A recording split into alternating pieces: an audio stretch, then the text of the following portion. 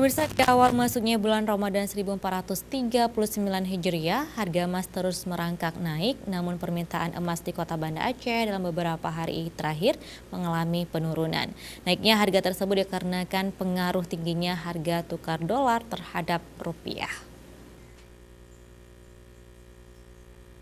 Pantauan Aceh TV pagi tadi di salah satu pengelola toko emas di Banda Aceh, Isjaya, di Jalan Tengku Syik Pantikulu, Pasar Aceh. Permintaan emas mengalami penurunan.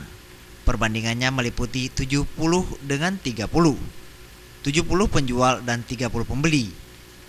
Menurut pengusaha emas di Kota Banda Aceh, Isjaya mengatakan, selama ini banyak masyarakat yang ingin menjual emas bila dibandingkan membeli. Ini dikarenakan minat masyarakat untuk membeli emas mengalami penurunan dibanding sebelum masuknya bulan suci Ramadan.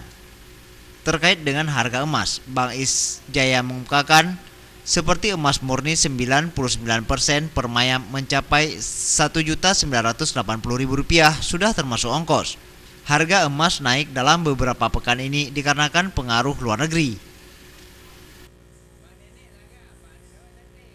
Bang Is menambahkan, minat masyarakat membeli emas mengalami penurunan. Hal ini dikarenakan banyak masyarakat Aceh selama bulan Ramadan membutuhkan uang untuk kebutuhan sehari-hari.